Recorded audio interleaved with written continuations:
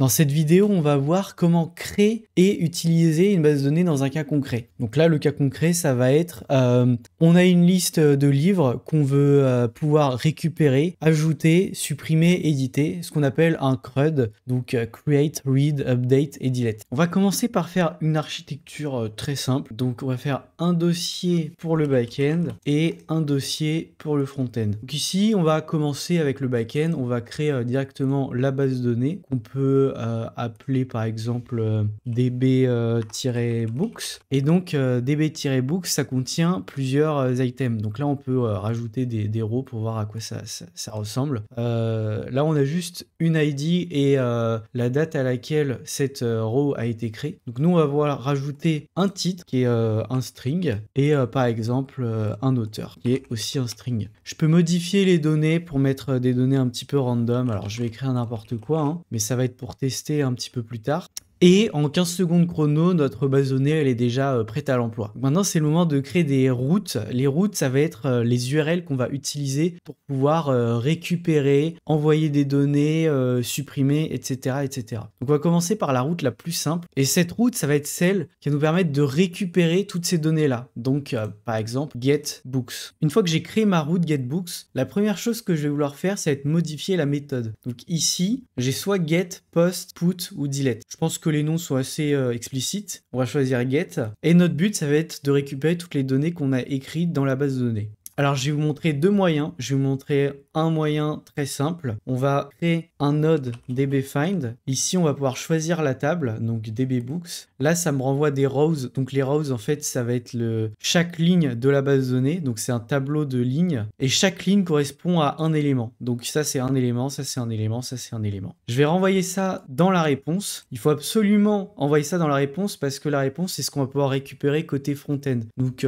niveau interface. Et enfin, je finis de relier le fil d'exécution entre le dbFind et la OU. Donc si je fais un execute là-dessus et que je fais CTRL espace pour visualiser les données, je vais pouvoir voir que ici on a exactement la même chose. Ça nous renvoie absolument tout qu'on a dans notre tableau. Maintenant, je vais vous montrer un moyen un petit peu plus avancé et flexible pour faire ça. Ça va être d'utiliser dbFrom et de faire une query dessus. Donc quand je fais mon dbFrom, je choisis ma table. Donc j'en ai qu'une, dbbooks, et je vais pouvoir faire une requête dessus. Donc je vais faire un select et là, je peux décider quels sont les champs que je vais vouloir renvoyer. Par exemple, je vais vouloir juste renvoyer ID, title et author. Si je tire un fil ici, je vais pouvoir faire un db execute. Et lorsque j'exécute mon db execute et que je fais CTRL espace, je vais avoir un résultat qui contient la même chose, sauf qu'on n'aura pas les variables qui ne nous intéressent pas. Donc, je vais finir de relier tous ces blocs. Et bien sûr, il va falloir que je renvoie ça dans la réponse. Pour faire quelque chose d'un petit peu plus propre, ce qu'on peut dire, c'est que la réponse, on s'attend à avoir un résultat en particulier. Le résultat en particulier, c'est quoi? Ça va être donc un tableau d'objets. Et chaque objet, c'est quoi? C'est un ID, un title et un author. Le principe de faire ça, c'est qu'on puisse vérifier facilement qu'on renvoie le bon type de réponse. Donc en fait, si par exemple, je rajoute un autre champ, je vais écrire n'importe quoi dessus, et que j'essaye de relier mon résultat à ma réponse, je vais avoir une erreur missing property,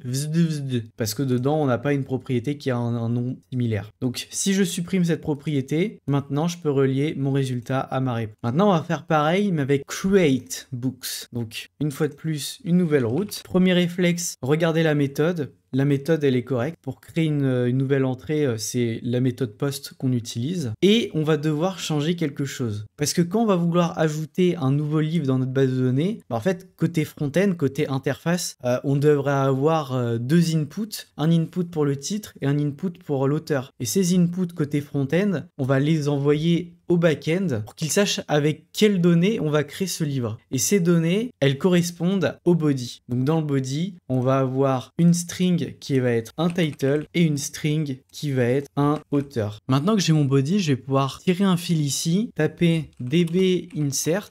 Je peux choisir ma table une fois de plus. Et maintenant, j'ai ma data qui apparaît ici. Et maintenant, ce que je vais envoyer dans ma data, c'est évidemment ce que j'ai dans mon body. Donc avec juste cette partie-là, je peux créer un nouveau livre et l'envoyer dans ma base de données. On pourrait s'arrêter là, mais moi, ce que j'aime bien, c'est une fois après avoir créé, supprimé un livre, je veux qu'on me renvoie l'état actuel de ma base de données. Donc pour ça, je refais un dbFind, donc finalement ce qu'on avait fait dans le get. Je sélectionne encore ma table et je peux envoyer ça dans ma réponse. Dans un souci de bien faire, ce que je peux faire, c'est récupérer dans GetBooks la gueule de mon output. Je peux faire un clic droit copy ici et là-dedans, je peux mettre la même chose. Là, je peux paste ma réponse. Donc maintenant pour le delete et le update, ça va fortement se ressembler. Donc alors on va faire le delete tout de suite. On va coller le type de réponse ici. Là le réflexe, bien regarder qu'on est à la bonne méthode, c'est pas le cas ici, donc je vais sélectionner delete. Et du coup, à votre avis, comment on va faire pour pouvoir supprimer un livre précis? Je vous le donne en mille, on va utiliser son ID. Donc l'ID qui est unique, qui permet d'identifier chaque livre. Donc dans Delete Books, je vais tirer un fil et je vais faire Delete by ID. Je vais sélectionner ma table et comment on récupère l'ID du livre ciblé? Et bah dans la route input, on va rajouter dans le body un ID. Cet ID qu'on va envoyer depuis le front-end, on va l'envoyer dans le back-end pour pouvoir lui dire précisément quel livre on veut supprimer. Donc là, vous voyez que mon body, je peux pas le relier à mon ID parce que c'est un objet et ici, on attend un string. Donc ce que je vais faire, c'est tirer ça et quand c'est un objet, ce qu'on peut faire, c'est faire un get property. Et là, si je clique dessus, je vais pouvoir sélectionner l'ID. Une fois que j'ai fait ça, je répète le schéma de ce que j'ai fait dans CreateBook, c'est-à-dire faire un dbFind pour pouvoir me renvoyer l'état actuel de ma base de données. Maintenant, il me manque plus que le update, qui est donc un put cette fois-ci. On peut directement lui dire quelle sera sa réponse. Et cette fois, dans le body, ça va être la même chose que dans le create, à savoir le title et le author, mais aussi l'ID qui permet de préciser quel livre on est en train de modifier.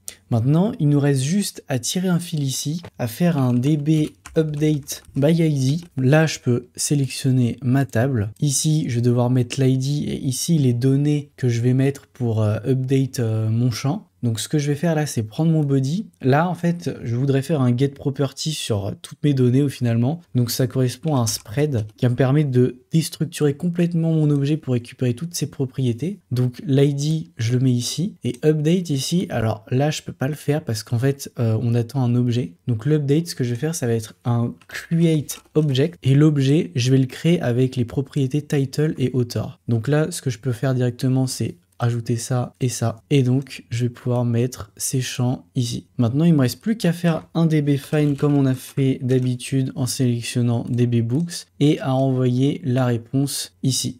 Et maintenant, on a setup tout notre backend et dans le prochain épisode, on va voir comment on va brancher tout ce qu'on vient de faire ici à notre interface.